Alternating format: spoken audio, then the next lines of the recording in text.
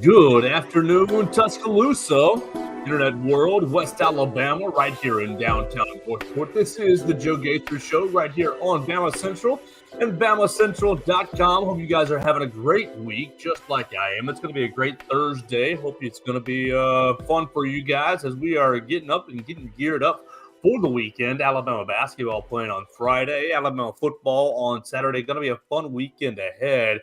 And we are here on the Joe Gaither Show to talk about Alabama football against Kentucky, 11 a.m. Will the Crimson Tide keep it rolling? You can follow the show at BamaCentral.com on YouTube, Facebook, and Twitter. You can listen to us on Spotify, Apple Podcasts, or on Amazon.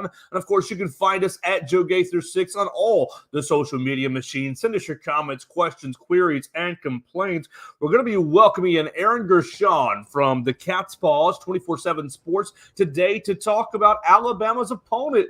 Alabama obviously coming off a huge win against LSU, but Kentucky coming off a nice little win as well, beating Mississippi State 24-3, getting back in the winner's circle. Aaron, thank you so much for joining me today. You guys can follow him at @Gershon99 on the Twitter machine. Aaron, thanks so much for your time today. And I know I kind of messed you up there. How's your week going? You're good, man. It's a little hectic this time of year with basketball and football crossing over, so that's why I'm in the glamorous car doing this. Just got out of a basketball press conference, but I'm doing well and happy to be here.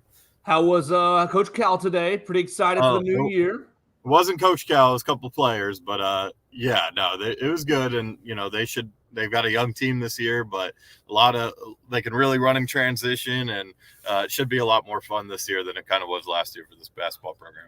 Well, we look forward to hopefully having a good game against Kentucky in basketball. Yeah. For football, Alabama hasn't been up to Lexington since 2013. So let us know kind of the snapshot of the Kentucky season right now. Kentucky 6-3. They kind of worked their way through the early part of the schedule, and they got a big old win against Florida, but then losing to Georgia, losing to Missouri, losing to Tennessee. What's kind of the snapshot picture of Big Blue Nation and the football side of things? Yeah, well, it's funny. I thought you were going to say the snapshot of what's changed in the last 10 years, because a lot has changed since that 2013 trip to Lexington that Alabama had. Tons have changed. Yeah, a lot has changed, where this game is one where you're having me on to talk about it, where 10 years ago probably don't need to. But I'd say this year, they started obviously really hot. They've started 5-0, and sure, the schedule wasn't great, but the way they kind of dominated Florida really stood out, I think, early in the season. The way they were able to control the lines of scrimmage. Ray Davis ran for 280 yards on himself. Kentucky runs for, I forgot exactly what it was, but well over 300 yards on the ground. And then on the defensive side of the ball, shutting down those two elite backs that Florida has with Etienne and Montrell Johnson, and just absolutely dominating that game. And, that performance, and Georgia maybe getting off to a little bit of not a slow start, but struggling in the first half early in the year. There were definitely some people that talked themselves into maybe Kentucky having a shot in Athens, and then they get punched in the mouth down there. Mizzou comes to town the next week, and really, I think that game, I know the score was 38-21. I don't think that's a fair representation. Kentucky deserved to lose the game, but the average field position for Missouri was the 38, and that was because of poor punting. And Kentucky, that was Luther Burden's lowest yardage total of the season. 2 catches for 15, and Cody Schrader, the running back who's now leading the SEC in rushing, had his lowest yards per carry of the season.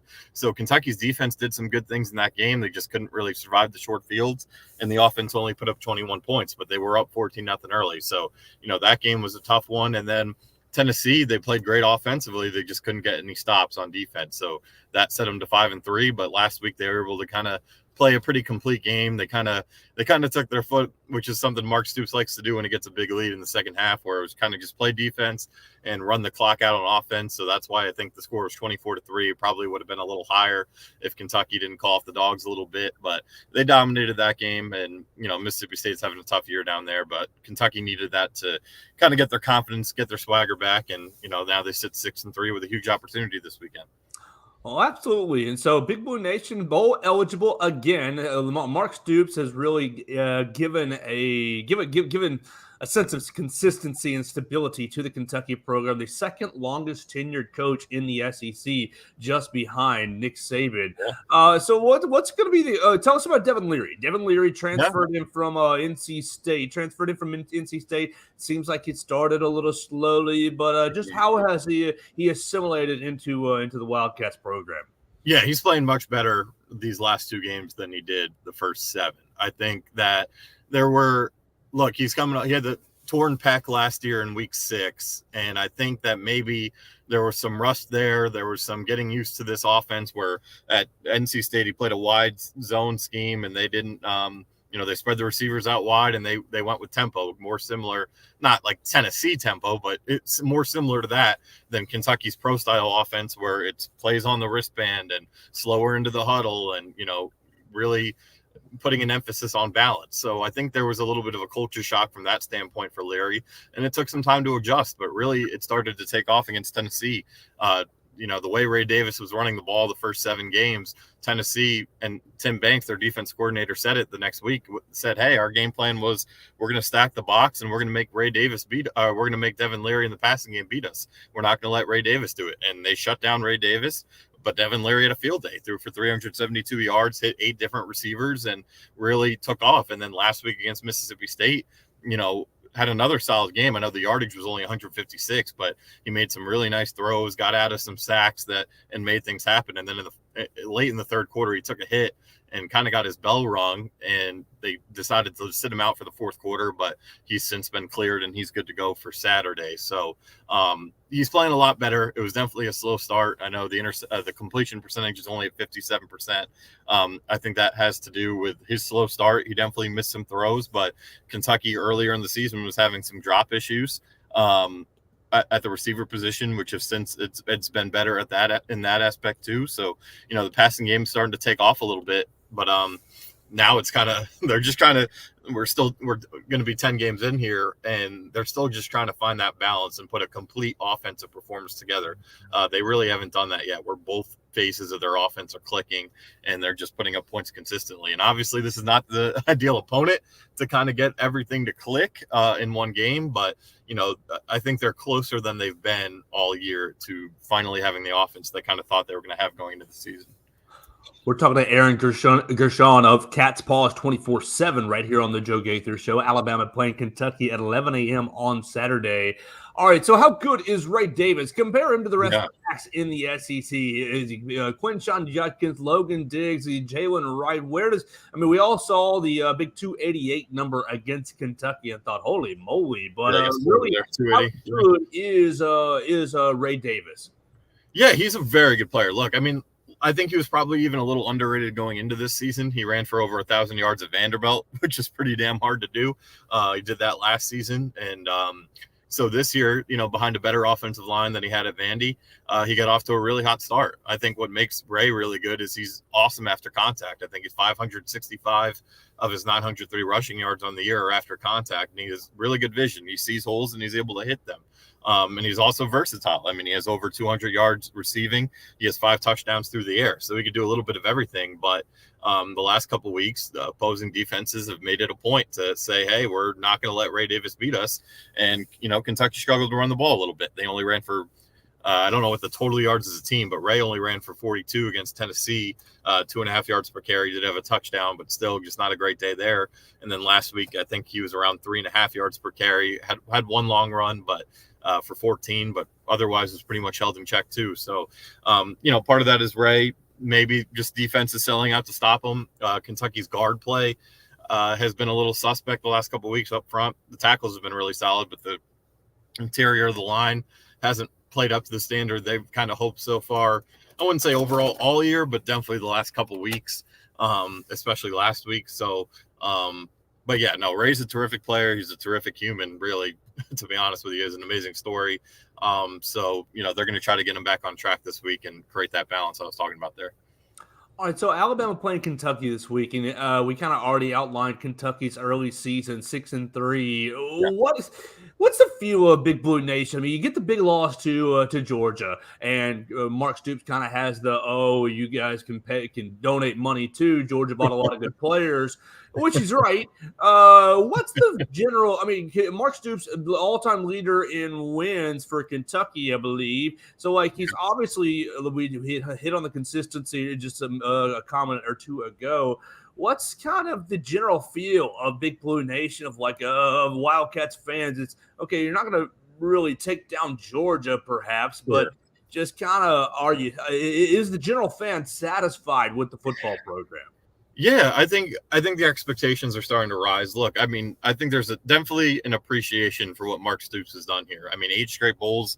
I think before the record for UK was 4, so they're already doubling that. You mentioned, not winning at Georgia. That's the thing that's bugging fans, is kind of not being able to get to that next step. They've done a lot where they've gotten the Florida streak off their back, and now they kind of are running the table in that head-to-head matchup. They have a couple wins over Tennessee, not as much as they would have wanted, but that streak, at least they have some wins in that. And, they've finished second in the East, I think, twice. So, they've done a lot. He's taken this program up to a new standard, but there's definitely it's just like a wanting to take that next step. Beating Georgia, I mean, look, I knew it was going to be a really hard task. I saw fans kind of talk themselves into it. I didn't think it was going to happen. I didn't think it was going to be as ugly either, but, they're not quite there yet. And I don't know, quite frankly, if they'll ever be there. So I think there's kind of just there's a little bit of, I wouldn't say a frustration, but kind of just like a down in the dumps, like, hey, we never got that SEC East title. Obviously, division play is going to end in this conference starting next year.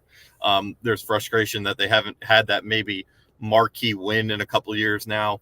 Like 2021, and I know LSU was down that year, but when they beat down LSU, a program of that status, I think that was kind of like the peak moment, and they went on to win 10 games that year. But I think that was kind of where that peak moment for the fan base of, oh my gosh, like we are really taking this thing to new heights. And I think there's just a little bit of a craving to get back there. So, I mean, if they were able to pull off this upset Saturday, again, not predicting that, don't think it's going to happen. But if they were, I think that would be the moment where the fans really go back to just, it's all love for Mark Stoops, because there's an appreciation, but there's kind of a frustration right now is how I would kind of put it with this fan base. Like, yeah, going bowling's great, but 8 years in a row, but you wanted to knock down that next door and get to that next level tier of bowl that, the Citrus Bowl is kind of as far as it's gone for Kentucky. Well, I've been watching Kentucky this week, and really with their style of play, they'd be competitive in the Big Ten. They'd win the Big Ten West pretty easily. Yeah. Yeah. Well, it's different than, look, you should go watch them from 2018 through 2020. I mean, then you're really getting into that style of ball where it was all ground and pound, a really elite run game with guys like Benny Snell, Chris Rodriguez, Lynn Bowden, even when they had to play him at quarterback with all the injuries and play an elite defense. So, they're definitely more balanced in the offense this year. They're trying, they have Liam Cohen, who has NFL experience, offense coordinator with the Rams and quarterbacks coach there as well, or assistant quarterbacks coach while he was in LA in 2 different tenures. So, they're trying to create balance. They've been able to recruit pretty well at the wide receiver position. Barryon Brown and Dame Key are both 4-star guys, now sophomores, who set freshman records last year in receiving yards for Brown, receiving touchdowns for Key. So they're trying to create that balance. But yeah, you're totally right, where they, at the end of the day, like their objective is to get on you, get a lead, and then play defense and ground and pound the rest of the game and kind of run that clock out. So yeah, there's definitely some Big Ten aspects of it, but they're trying to get away from that perception to help with recruiting and to, help be a little more appealing to the fans out there. All right, so the last time Alabama was there, 48-7 in 2013. Big old win for the Crimson Tide. What's going to be the key for the Wildcats to keep it closer than 41 points? I believe the line right now is at 11. Is it 11? Yeah, it's at 11 with the over-under at 47. So what's going to be your key for the Wildcats? Let's keep it close. We're going to do X and Y and Z, and that's going to give them a fighting chance. What's going to be kind of the Big Blue Nation keys to the game?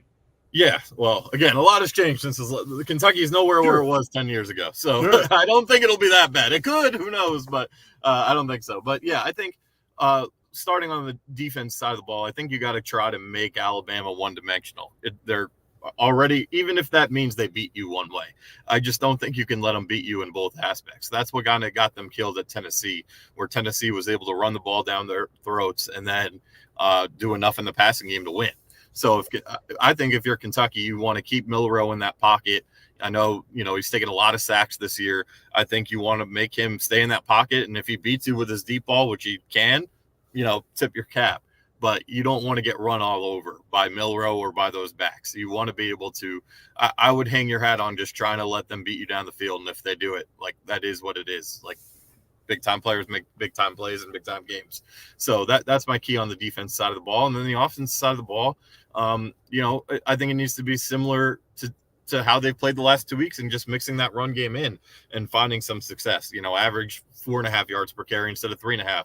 Stay out of third and longs. That's something they've struggled with all year, is getting behind the chains. So, and then, you just, in a game like this, it's coach speak, cliche, whatever, but you can't turn the ball over. You can't give a team like Alabama extra opportunities with the football, whether that be a turnover, whether that be 15-yard personal foul penalties that essentially are a turnover because you're punting from deeper in your own territory. You have to play as close to mistake-free as possible, and they did a really good job against Tennessee with that. I think they were only penalized, 4 times, and 3 of them were pre-snap. So if they do, I think they need to kind of play like they did against Tennessee on the offense side of the ball, and then the defense side of the ball.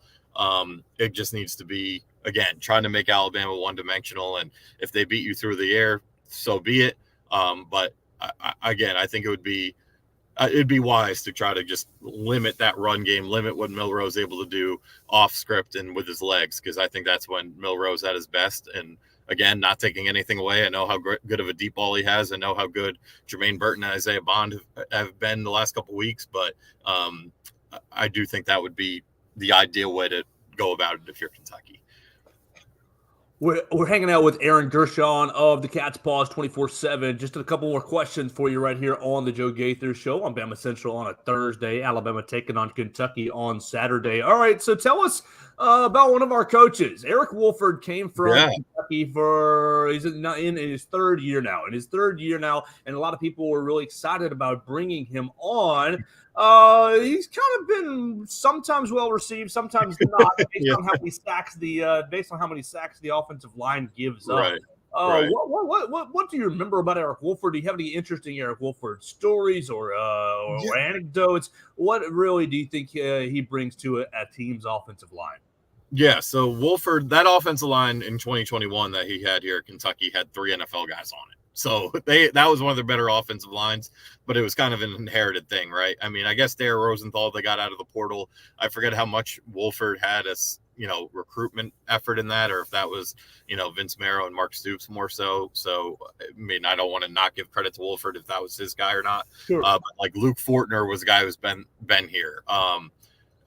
Eli Cox had a really good year that year. So, and then I'm missing Darian Kennard, who was an All-American at right tackle. So he kind of inherited a really, really good Kentucky offensive line, and that unit played great. I think what happened with Eric Wolford is the way it ended at Kentucky, where I forget what recruit it was, but he was basically on the recruiting trail, still employed by Kentucky, recruiting for Alabama.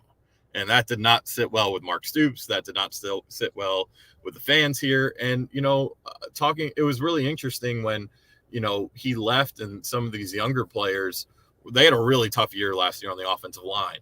And a big talking point was kind of that Eric Wolford was kind of this tough guy, not really a player's coach, more of an old school screamer. And he didn't really mesh well with some of the guys like Jeremy Flax, who's having a fantastic year at right tackle, talked about how much more comfortable he is with Coach Yenser, the new offensive line coach for Kentucky, who replaced Wolford. So I think he wasn't a player favorite. He wasn't a fan favorite, but from a results standpoint, that offensive line was outstanding that year. So you got to give him some credit for that. Absolutely. But yeah, I think it's kind of more the same of what you're seeing at Alabama, where it's a mixed bag.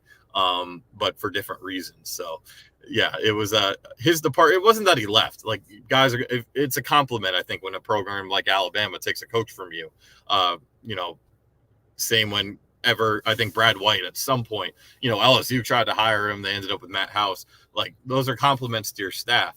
But it was the way it ended and how he was kind of going around some business that it was kind of a sour taste in everyone's mouth at the end, especially because he's a guy that I'm pretty sure he's a Youngstown, Ohio guy like Stoops is, and they've known each other for a long time. So the way it ended, just it didn't sit well around here. That's unfortunate to hear. All right, so y'all, Kentucky already played Georgia. How good is the Georgia Bulldogs? You play them every year. Are they as good as the last 2 seasons, the back-to-back national champions? Tell us about that 3.5 hours in Athens. Man, yeah, that, first of all, it was a night game at Sanford Stadium. So that place was, I still haven't been to Tuscaloosa for a game yet, but I've, covered games at the Swamp at night, covered games at Neyland when that place is rocking, sold out. That was the most electric atmosphere I've been a part of. So it kind of already felt like it was 12 against 11. And then Georgia probably played still to this date like their most complete game of the year. And I would say this, I don't know if they're better than the last 2 teams on defense, but I think Carson Beck is an upgrade at quarterback. I truly believe that. He is playing lights out football. He has been all year. Everyone's kind of like, when is he going to have that game where he struggles? Like, I don't know, because he's really freaking good. I mean, I don't know. I know going into that Kentucky game, his completion percentage was near 73%. I think he completed 80% of his passes, and they were darts, man. I mean, he was just finding guys left and right. And you see, without Brock Bowers right now, they're still making things happen because they got Oscar Delp, who's a really, really good tight end, still in there. I think they did a good job. I know it's kind of taken a little bit to get those wide receivers going, but I thought Dominic Lovett was a great addition in the portal. Same with Ra Thomas. So I really like where they're at offensively. Their offensive line's as good as it always is, but I definitely think they're a little more, at least there were ways, I think, defensively. Kentucky, I mean, they put up 2 touchdowns. They really should have put up 3 because they were down. They fall behind 7-0. Georgia scores on the opening drive of the game. And then Kentucky gets into a 3rd and 16, and Tavion Robinson is wide open for probably a touchdown, and Devin Leary just misses him high. And that was kind of when you knew, okay, this is going to get away from Kentucky pretty fast here because, like I said, you can't waste opportunities in games like these. But so there were definitely, a couple of drives where Kentucky was able to move the ball. I actually think their first 4 drives, they were able to get into Georgia territory. So, and we've kind of seen it. I know Auburn, Peyton Toon ran for like 91 yards from the quarterback position, and Auburn ran for over 200 against them. So I definitely think you can beat them on the ground. I definitely think they're a little more suspect in the secondary than maybe in years past, but overall, man, it's still Georgia. It's still 5 stars at every position. It's still Kirby Smart and his master motivation tactic. He's probably telling the guys they're ranked 22 in the college football playoff rankings right now. So, they're going to be playing with their heads on fire. So, yeah, they're still Georgia. They're still really tough. But, if it ends up being Alabama in that SEC championship game, I definitely think Georgia is beatable, where I'm not sure they were last year and even the year before. So, I'm hoping it ends up being, Georgia, Alabama, and a really good game down there in Atlanta. So we'll see what happens. Well, Aaron, we had a lot of fun hanging out and talking to you today. We've been talking to Aaron Gershon of the Cat's Paws 24/7. You can follow him at @Gershon99. As we get out of here, anything Kentucky-wise that we left off the table? Anything that you think the Alabama fans need to know? I mean, Alabama fans haven't been up there in 10 years. Anything interesting about Lexington they should be looking out for? Or any storylines we left off the table today? Yeah, I just think, it's a lot different than 10 years ago when Mark Stoops was inheriting a mess and, kind of just didn't have an SEC talent roster. So I'd say, Kentucky is a talented team. It's not a team that Alabama, I would say, should fear, but it's a much better team than they saw the last time fans were here. And I think this town is an underrated college football town. I mean, there's a lot of places to go. It's a beautiful time of year around here, horse season and all that. So the football stadium, they've done some renovation since then. The facilities are completely different. So, a lot has changed in this place in the last 10 years. There's definitely an improvement in this football program since then. So, I definitely think it'll be a much better game from just giving Alabama a push than you saw 10 years ago. But I'm not sure how much different a result it'll be. But, I definitely look forward to seeing the Crimson Tide fans and seeing Nick Saban and his group on Saturday. Well, Aaron, thank you so much for hanging out with us. Hopefully we can do it again when basketball season rolls around. Thank you. Sounds good, man. Yes, sir. That's Aaron Gershon joining us from the Cat's Paws 24/7 Sports, and your boy did a bad job messing up the time zone, so I appreciate Aaron hanging out with us on a little bit of a different schedule, squeezing him in right after the Alabama basketball availability. So what are we going to do the rest of the day? We just talked to Aaron Gershon. We're going to talk to LaRon McClain here in just a moment. I already talked to Kinsey Bradenberg from Cowbell Corner. I'm going to be talking to somebody from Mizzou Central as well to talk about Missouri. So it's going to be a busy day here on the Joe Gaither Show. Of course, you can follow it at Joe Gaither 6 on Spotify, Apple Podcasts, Amazon. You can watch it on Facebook, Twitter, and YouTube at Joe Gaither 6 and at BamaCentral on all of those platforms right there. So we're going to do a couple more episodes today. We're going to talk to LaRon McClain. Hopefully, if we can connect with him, then we will connect with someone from Mizzou Central to hear about Missouri football, and we'll package all of it together for BamaCentral and BamaCentral.com. The rest of our day looks like Pat McAfee at noon. Pat McAfee and Coach Saban at noon. We'll have Nate Oates at noon as well. Coach Nate Oates talking about their first win and setting up their next game on Friday against Indiana State. So we'll hear from Coach Oates at noon. Blake Byler and myself will be a part of that for BamaCentral.com. And then we'll have, of course, Hey Coach tonight. Hey Coach, Nick Saban, Eli Gold, and the Crimson Tide Sports Network starts at 6:30. So it's going to be a fun rest of the day covering Alabama and Kentucky, covering Alabama basketball against Indiana State. And we're going to hopefully catch up with LaRon McClain coming up next right here on the Joe Gaither Show. And then, of course, we're going to try to catch up with several other people as we move along through our Thursday right here on the Joe Gaither Show on BamaCentral and BamaCentral.com.